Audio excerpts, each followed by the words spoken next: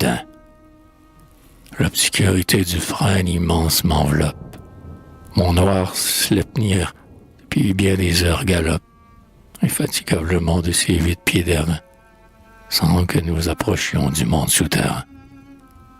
Pourtant j'éveillerai la rude prophétesse, et, pour rendre plus âpre encore ma tristesse, j'écouterai, devant les demeures de elle, la voyant arrachée à son rêve éternel.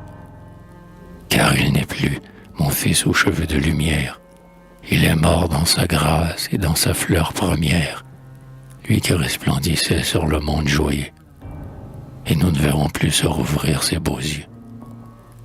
Or, l'ennemi subtil qui, suivant sa coutume, à l'hydromel des dieux mêla cette amertume, celui qui put ravir le souffle à mon enfant, le sombre feu, le malfaiteur savant, qui, pour les façonner, se glisse au cœur des êtres, le prince de la fraude et l'exemple des traîtres, nous raille impudemment dans son supplice. Il rit, car il prévoit ma chute, et contemple en esprit un terrible avenir que rien ne me dévoile.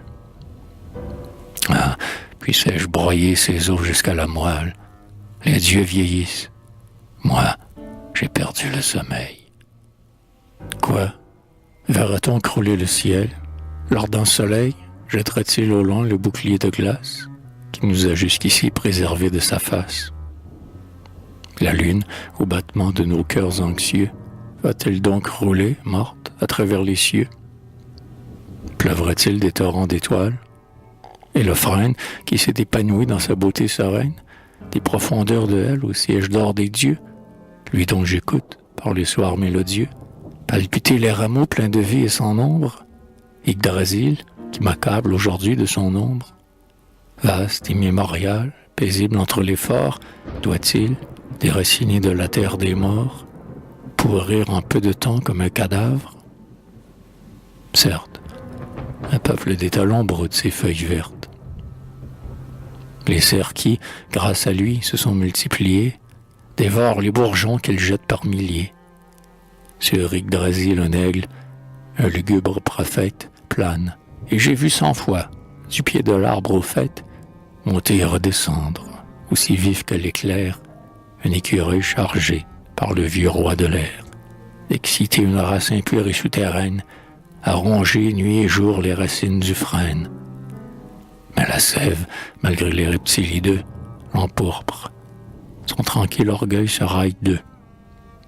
Et ces rameaux puissants qui rompent les tempêtes bercent la multitude innombrable des bêtes. Les nornes, bien que leur sourire soit amer, puisent à la fontaine où s'abreuve mi-mère une eau qui me fit sage, et de cette eau féconde baigne pieusement l'immense arbre du monde. Il remplit l'univers. Comment donc mourrait-il, le vieux frêne, l'aïeul vénérable, Yggdrasil? Et tant qu'il survivra, quel péril nous menace? N'importe. L'ennemi dont la haine tenace m'a frappé dans mon cœur de père est toujours là, enchaîné mais terrible. Apparaît donc, voilà, sombre vierge, gardienne affreuse des demeures, où Balder, mon enfant, compte les tristes heures. Ah, la voici couchée en travers du chemin. Un dogue monstrueux, rouge de sang humain, hurle après moi. J'enfonce en un fleuve de boue. Allons, réveille-toi. Faut-il qu'on te secoue, femme? Sors de ton rêve, où ma pesant Sleipnir passera sur ton corps. Chante-moi l'avenir, prophétesse, voilà, sorcière. Qui m'éveille? Vague dame, que ta science infinie émerveille. Je suis triste, je n'ai plus de songe heureux. Éternel vagabond, chercheur aventureux, je suis venu vers toi. Je dormais sur la terre, humide et froide. Parle. Oh, laisse-moi me taire. Je suis lasse. À quoi bon tordre tes maigres bras? Quand tu m'auras instruit, tu te rendormiras. Malheur à qui connaît toute sa destinée. Tu ne goûteras plus la joie, âme obstinée, qui veut brutalement me ravir mes secrets. Tu te consumeras en stéril regret. Vegtam, Si c'est vraiment ici que l'on te nomme, retourne vers les tiens, fuis. L'homme est fait pour l'homme. Son cœur s'épanouit lorsqu'il voit flamboyer le soleil ou le feu paisible du foyer. Tu parles aussi bien que ma prudente épouse. Elle est d'une âpre humeur, rigide et fort jalouse. Mais Vectam ne s'en est jamais inquiété. J'ai voyagé longtemps et j'ai beaucoup tenté. Qui m'en blâmera? L'homme oisif et sédentaire ne sait pas arracher aux êtres leur mystère. Il languit dans le monde et ne le comprend pas. Il ne sent point frémir la terre sous ses pas. La mer n'a pas chanté pour lui. L'ennui le ronge. Et, n'ayant rien à dire, il tisse le mensonge. Ah, tu n'es point Vectam, et je pressens un Dieu. Si tu m'as deviné, Vierge, exauce mon vœu. Chante-moi le destin du monde. Patience. Oh, femme, j'ai toujours désiré la science. À l'aube des temps, vois quelle mémoire j'ai. Pour entendre parler l'abîme, je plongeai jusqu'aux sources du vieil océan. Son langage me devint familier. Je dus laisser en gage un de mes yeux, voilà, pour boire avec mi mère. Sur ce frêne, durant 9 longues nuits d'hiver, je songeai gravement et j'ai inventé les runes. Et la neige étoilait ma tête aux boucles brunes, car j'étais jeune alors, moi, le vieux des chemins, dans l'univers à peine achevé par mes mains. Odin, car c'est bien lui, veut que je le confonde. Tu te vantes, je sais les premiers jours du monde. Je fus bien avant toi, point de large ciel bleu. Le pays des frimas et l'empire du feu étaient, en ces temps-là, séparés par l'abîme. Mais, me comprendras-tu, soudain l'esprit sublime, l'être inconnu, celui qui dispose de tout, secoua sa torpeur séculaire, et debout, sous une forme humaine au cœur de l'incendie, exhala vers la brume, aussitôt attiédi. Un souffle qui remplit tout l'espace béant, et qui, d'un bloc rigide et froid, fit un géant. Puis naquit une vache, et la bonne femelle répandit par sa tiède et féconde mamelle 4 fleuves de lait qui nourrirent Rimère. Point de forêt encore, de sable ni de mer, la neige où le géant vautrait sa masse informe. Je veux, pensa le maître inconnu, qu'il s'endorme. Le monstre s'assoupit, et les géants du froid sortirent par essaim du creux de son bras droit. Alors l'être sans nom rentra dans le mystère, afin d'y rêver comme un aigle solitaire, jusqu'à ce que le loup qui vous est odieux, d'un pâle crépuscule enveloppe les dieux. Ton langage est obscur, femme, c'est puissant maître, je ne le connais point. Penses-tu tout connaître? Non, voilà. Mais je sais que la vache au poil blond pour assouvir sa faim à l'échelle de froid grêlon, et qu'elle en vit surgir des cheveux, une tête, le corps d'un dieu. Son nom fut Bor. La douce bête veilla sur lui longtemps avec des soins exquis.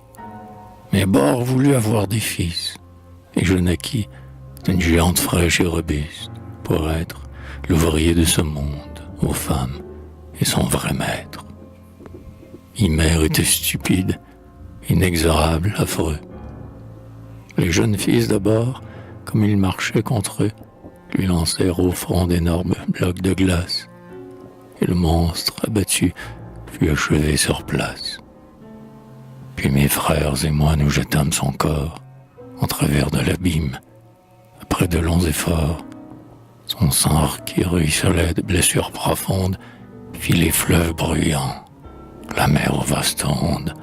Sa chair devint le sol, ses os furent les monts, sa barbe et ses cheveux, les bois que nous aimons. Je fis de son cerveau répandu dans l'espace le brouillard du matin, le nuage qui passe, et, pour être témoin de l'ordre universel, son crâne monstrueux fut la voûte du ciel. Ainsi tu répondis au crime par le crime. Quel sera le recours du faible qu'on opprime si l'exemple de tous est un dieu meurtrier?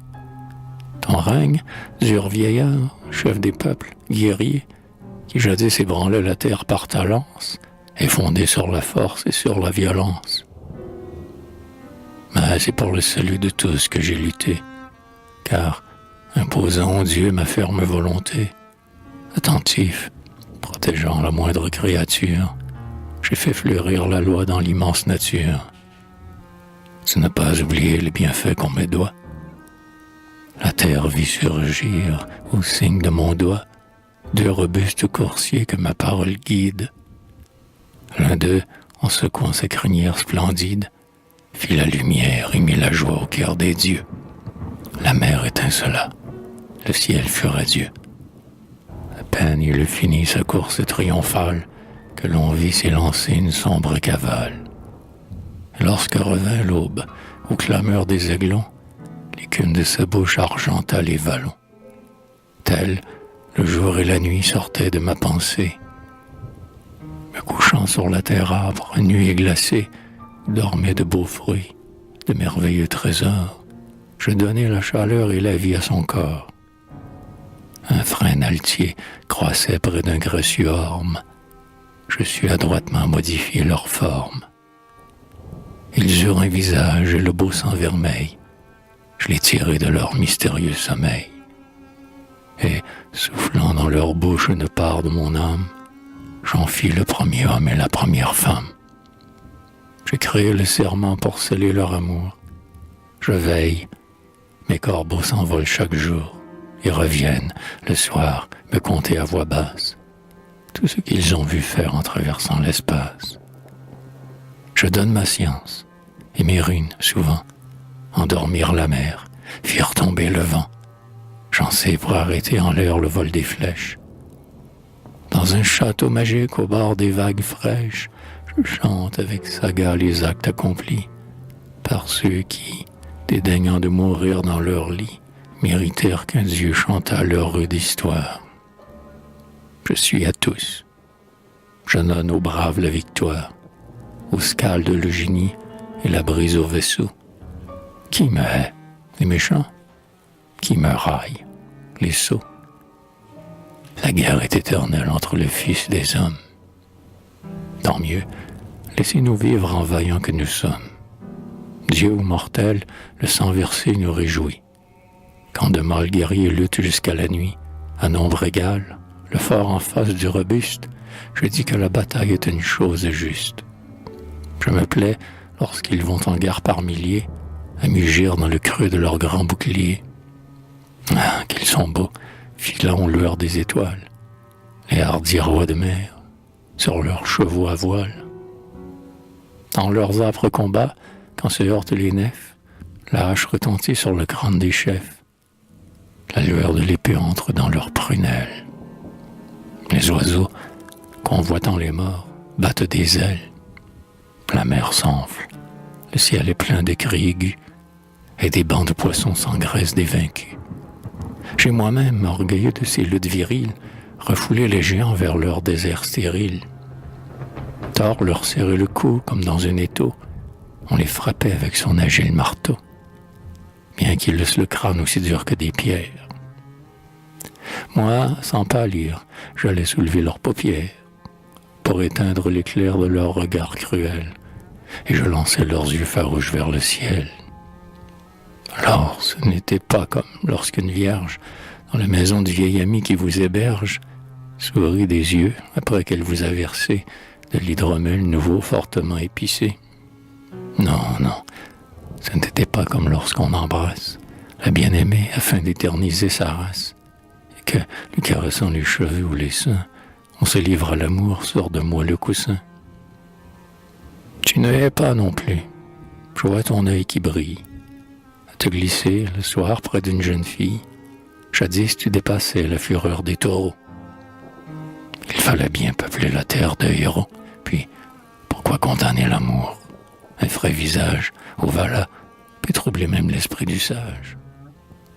Je m'inquiète peu d'être en butte pour moqueur, quand le baiser de joie éclaire tout mon cœur. Soit, mais que me veux-tu? Retourne à tes armées, ou va rire dans l'ombre avec tes bien-aimés. Te recevoir est un fastidieux honneur. Femme, j'ai désappris le chemin du bonheur. Balder est mort. Sa mère était pleine de crainte et le suivait partout à ses chères empreintes. tous les êtres l'aimaient. Ils firent le serment de protéger mon fils, le Dieu frêle et charmant. Mais la terre et l'eau, les pierres et les plantes furent pour lui des sœurs tendres et vigilantes. Hélas, on ne fit point jurer le faible Guy, et tandis que Balder sommeillait alangui par une nuit d'amour, de baisers, de beaux songes, l'astucieux Loki, passé maître en mensonge, accabla le jeune homme et, malgré son serment, d'une branche de Guy le frappa durement. Notre fils en mourut. Celle qui lui fut chère rendit l'âme en tirant de sa harpe légère quelques mélodieux et suprêmes accords, et le même bûcher consuma les deux corps. Balder est descendu dans l'affreuse vallée, aux morts les plus obscurs son âme fut mêlée. Il a vu le soleil disparaître et mourir, et la porte de Hel, pour ne plus se rouvrir, avec un grincement sur lui s'est refermée. Mais, du moins, il repose auprès de son aimé. Leur lit d'or est splendide dans le séjour de Hel, et l'on brasse pour eux le plus pur hydromel. Même, par la pitié que leur jeunesse inspire, ils pouvaient échapper à ce lugubre empire, et tu les aurais vus s'aimer comme jadis, si la nature entière eût pleuré sur ton fils. Tout pleurait, mais Loki versa des larmes sèches. Une grêle d'éclairs et de rouges flamèches crépita dans ses yeux, et, riant de plaisir, il m'arracha le fils que j'allais ressaisir. Puis l'opprobre des dieux voulut fuir les supplices. Transformé brusquement, monstre aux écailles lisses, il plonge dans l'eau vive, et ses bonds éperdus franchissent nos filets rapidement tendus. Mais Thor, le bon nageur, l'étreint comme une anguille, malgré sa peau visqueuse et son corps qui frétille. Le meurtrier reprend sa forme en gémissant. De solides boyaux le serrent jusqu'au sang, et je l'attache au pied d'un roc. Certains reptiles, à jamais suspendus sur sa tête, distillent un horrible poison dans ses yeux grands ouverts. Ah, Loki put chanter la fin de l'univers, mais il se tord d'angoisse au point que le sol tremble. Le supplice est nouveau, sorcière, que t'en semble? J'admire, mais réponds aussi, père du chant. Pourquoi caressais-tu naguère le méchant? Si ton esprit est fin, tu n'en fis rien paraître, car tu mêlas ton sang avec le sang du traître, et ta corne de buffle étant bue à moitié, tu lui cédas le reste en signe d'amitié. Savais-je que le destin m'attiserait les nornes, jouant au dé, buvant la bière à pleine corne? En ces temps-là, les dieux eurent l'esprit épais. Mais nous avons perdu l'innocence et la paix. Quand je veux revenir à ces heures sereines, je suis comme un boiteux qui poursuivrait des reines. Un funèbre avenir attend les dieux vieillis. Que sont les défenseurs dont tu t'enorgueillis? Près des fils monstrueux engendrés par le fourbe? Midgard, dont le corps souple et gluant se recourbe, en millions d'anneaux au fond du gouffre amer, se dressera terrible au-dessus de la mer. Et, brillant au soleil comme une bague bleue, enlacera la terre en se mordant la queue. Fenris, le loup géant, brisera ses liens. Alors, pauvre chasseur, trouveras-tu des chiens qui, sans peur, et taillés pour des luttes pareilles, aillent lui labourer la nuque et les oreilles, sans hurler, car Fenris est un silencieux. Il ouvrira sa gueule immense jusqu'aux cieux, et les hommes, pleurant sur les montagnes noires, entendront le soleil crier sous ses mâchoires. Ah, vienne la bataille, il est temps, je l'avoue. Tu n'es plus le hardi jeune homme aux longs cheveux. Ce chapeau dont le bord circulaire s'incline pour cacher un trou noir dans ta face divine.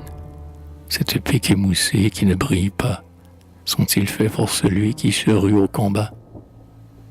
Eh bien, je porterai le casque aux larges ailes. Ma lance jettera de rouges étincelles. Ton cheval est fourbu. Non, vois ses yeux ardents, En outre, j'ai gravé des runes sur ses dents. Pauvre fou, si mes yeux avaient encore des larmes, je pleurerais sur toi. Thor est mon frère d'armes. Thor est brave. Il remplit sa femme de terreur, en secouant sa barbe épaisse avec fureur. Il oppose un hautain silence à toute injure. Il absorbe sans joie et par simple gageure 3 barils d'hydromel, un bœuf, 12 saumons. Et pour ronfler, il a de terribles poumons. Tu railles froidement, vierge austère et savante. Oui, Thor est brave. Nul ne voit sans épouvante sa ceinture de force et son dur gantelet. Il ne supporte pas longtemps qu'il lui déplaît. Thor n'a jamais menti, c'est une âme princière. Et moi, je te défends de l'insulter, sorcière. Mes compagnons sont beaux et vaillants. Quand le loup viendra pour t'étrangler, ne compte pas beaucoup sur Frege qui par amour livra sa large épée. Je crois que ton attente, ami, serait trompée. Heimdall, gardien des dieux, dont les dents sont en or, est plein de vigilance et sonne bien du corps. Il dort moins qu'un oiseau, retenant son haleine. Dans la nuit, il entend pousser l'herbe et la laine croître sur les moutons. C'est un esprit subtil. Mais vienne l'heure affreuse. À quoi servirait-il si bien démêler la plainte faible et douce que fait dans la prairie un brin d'herbe qui pousse? Sur la glace, une fois, je vis glisser Hulaire. Ses patins sont plus vifs que les souffles de l'air. Il n'en fuira que mieux au jour de la bataille. Tyr pourrait à bon droit être fier de sa taille. Hélas, il est manchot. Ne ris pas, femme. Un jour, nous jouâmes au loup Fenris un méchant tour. Il dansait parmi nous. Je ne veux pas qu'il meure, dis-je au Dieu, car le sang souillerait ma demeure. Mais il serait captif dans ce lien d'acier. Puis, flattant le museau du monstre carnassier, « Laisse-toi faire, dis-je, et vois comment on s'amuse. Viens, tu m'enchaîneras après. » Lui, plein de ruse, bien qu'il fût jeune encore, n'y voulut consentir que si l'un d'entre nous, Thor, ou moi-même, ou Tyr, osait plonger son poing dans une gueule horrible dont il nous découvrait la denture terrible. Tyr ayant étendu sa main, le loup fut pris. Je ne la lâchai point. Voilà, malgré ses cris. Celui qui, paraît-il, un jour, doit me détruire. Les dieux pleins de joie éclatèrent de rire. Car l'écume à la gueule et du sang plein les yeux, la bête resserrait par ses bonds furieux le dur lien dont elle était enveloppée. Mais Tyr, seul dans un coin, pleurait sa main coupée. Cette main, elle lui fera défaut cruellement. Il n'en sera pas moins fidèle à son serment. Bien d'autres surgiront à l'appel de leur maître, et les fils du parjure apprendront à connaître la force des héros tués dans tous les temps, qui me sont apportés tièdes et palpitants, à travers les forêts, les bruyères fleuries, sur les chevaux ailés des blondes valkyries. Ouais, dans la haute salle au toit de boucliers, ils dévorent, muets, la chair des sangliers. Gonflés de bière, ils font d'interminables rêves, en regardant rougir des broussailles de glaive, dans l'âtre qui projette une immense clarté. Sans doute qu'ils sont las de l'immortalité. Ah, les tristes héros, le plus vaste des salles, compte presque 1 millier de portes colossales. Et, les siècles étant à la fin révolus, chacune vomira 800 hommes et plus. Mais que le loup géant souffle sur cette armée, elle disparaîtra comme un peu de fumée. Crois-tu m'épouvanter, corneille de malheur, à m'aide contre moi mes ennemis? Dis-leur de ruiner mon œuvre et de hâter ma chute. Moi, vieillard, je suis prêt à soutenir la lutte. Et s'il le faut, voilà, je me défendrai seul. À l'ombre d'Yggdrasil, le magnifique aïeul. Oh, le meilleur des dieux, Odin, je te salue. Je connais maintenant ton âme résolue. Et je déroulerai devant toi l'avenir. Ton cheval rendu-t-il affreusement hennir? Ton âme il faut armer d'un robuste courage. pour voir entre tes mains s'effondrer ton ouvrage, patient ouvrier qui forma l'univers, contre les violents, les fourbes, les pervers. Tu batailles depuis l'origine des choses. L'angoisse étreint ton cœur. Jamais tu ne reposes. Et si partout le mal surgit auprès du bien, c'est que la loi fut telle, et nul n'y pouvait rien. Alors la vieille rancune et la tenace envie sauront déraciner le frein de la vie. Mais c'est après un vaste et suprême duel, où l'on ne verra point fuir les héros du ciel, que le saint Yggdrasil se tordra dans la flamme. Pas une trahison n'affligera ton âme, et, le mal ne devant jamais porter de fruits, nul n'aura la victoire et tout sera détruit. J'ai toujours souhaité qu'on me rendît justice. Va, chante, et que bientôt la mort anéantisse le vieil Odin lassé par d'éternels combats. J'ai vécu pour l'honneur, et l'honneur ne meurt pas. La nuit vient sur les dieux. Voici le soir des Hades. Tout va finir. Le mort lui-même est sans extase. L'adolescent n'a point d'amis qui lui soit cher. Une âpre luxure aiguillonne la chair. L'homme n'a plus pitié de l'homme, et l'on se cache pour enterrer les morts. C'est l'âge de l'âge. Pas une fleur n'éclot. Sur le triste univers, silencieusement passent 3 longs hivers.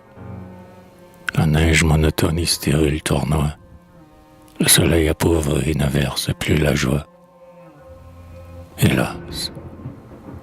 Mais tout à coup, le grand aigle du nord, au-dessus d'Yggdrasil, entonne un chant de mort. Et tandis que l'oiseau crie avec véhémence, le frêne retentit comme une harpe immense. Car l'aigle, en secouant ses ailes, fait courir des frissons à travers l'arbre qui va mourir. Au loin, dans la forêt, chante un coq écarlate. Un autre crête d'or, dont la fanfare éclate, en haut du ciel, répond au sombre coq de fer qui sanglote parmi les brouillards de l'enfer. Tous 3, glaçant les dieux d'une peur inconnue, annoncent l'incendie et l'heure enfin venue. Fenris rompt ses liens, Midgard sort de la mer. Odin va consulter la tête de Mimère, et la tête répond en roulant ses yeux mornes. Tu n'éviteras point la dure loi des Nornes. En sais-tu davantage? Oui, je vois s'avancer un vaisseau que la mer houleuse va lancer contre le saint palais des dieux. Plus de rivage. Devant le Walhalla hurlent les flots sauvages. De la bruine et du froid, les géants sont venus. Point d'armes. Des serpents saignent leur torse nu. Les monstres de hell encombrent le navire, que Loki délivré guide avec un sourire. Fenris vient d'égorger les hommes par milliers. Les célestes héros, vainement suppliés, n'ont pu porter secours au peuple de la terre. Et le sang qui bouillonne et ne veut point se taire déferle jusqu'aux pieds des dieux pâles d'horreur. Leurs femmes, sans crier, sont mortes de terreur. Quoi? Nos femmes aussi? Nos femmes mourront-elles? Pourtant n'a-t-elle point des grâces immortelles? Freya, dont les cheveux, le sourire ou les pleurs ont donné leur doux nom aux plus suaves fleurs. Oh Vala, quand la grâce aura quitté le monde, la terre ne pourra devenir féconde. Rien ne fleurira plus. Heimdall sonne du corps. Odin, qui resplendit dans une armure d'or, se précipite avec sa lance meurtrière. Les dieux le suivent, honte qui reste en arrière. Les dieux géants du froid, les compagnons de hell, ont quitté leur navire et franchi l'arc-en-ciel. De rauques beuglements sortent de leur poitrine. Fenris jette un torrent de feu par ses narines. Il te cherche. tu lui fais signe de la main. Mais il mettra longtemps à frayer son chemin, à travers les grands ours, les loups affamés, qui te montrent les dents au père des armées. Midgard, auprès de qui Thor paraît comme un nain, le couvre tout entier de son mortel venin. Mais le marteau de Thor vibre dans l'air et broie le crâne du serpent déjà sûr de sa proie. Ils meurent tous deux, vrai qui n'a point d'armes, mort, cruellement Loki, chancelle et tombe mort. Tyr et le chien de Hel se sont tués l'un l'autre, et dans le sang de tous, le grand aigle se vautre. Le chef des dieux faiblit. Il aperçoit soudain l'énorme loup. Fenris se jette sur Odin, l'étrangle, ouvre une gueule écumante et dévore son ennemi muet, mais qui palpite encore.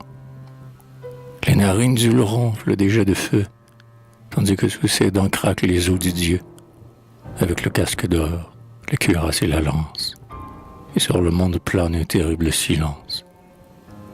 Sais-je rester calme en face de la mort? Vidar sort de ses bois, il est sauvage et fort. Il a toujours vécu sous d'épaisses ramures, que respectait l'âge et pleine de murmures. Mais l'homme aux yeux songeurs sait que tu l'engendras, et le loup va sentir la force de son bras. Sur un étalon vierge et nu, sans mort ni reine, Vidar, loin des bouleaux, des aulnes et des frênes, galope dans le boue et dans le sang. Ton fils saute de son cheval et va droit à Fenris. Il ouvre sans effort la gueule de la bête, qui frémit d'épouvante et dont le cœur halète. Sa chaussure d'acier brise les dents du loup. Il le déchire avec ses mains, puis, d'un seul coup, de la masse de fer qui pend sa ceinture, il abat sur le sol l'affreuse créature. Si je dois être ainsi vengé par mon enfant, ô femme, que me fait la mort? Le ciel se fond, tombe, écrase la terre, et la terre s'abîme. Seul, au-dessus des îlots, surgit l'arbre sublime, où s'engouffrait la voix des peuples et des dieux. Le vieux frêne, l'aïeul miséricordieux, qui donnait leur pâture à des millions d'êtres, lui, déjà vénérable au siècle des ancêtres. Mais le feu destructeur hurle dans l'arbre saint, et, tandis que la flamme implacable l'étreint, le frêne tord ses bras, comme pris de démence. Puis, lorsqu'est dévorée enfin la torche immense, plus rouge sur la mer que le soleil levant, les cendres d'Yggdrasil s'éparpillent au vent. Est-ce la fin de tout, Vala? Tu m'épouvantes. Ni lumière, ni bruit, plus de forme vivante.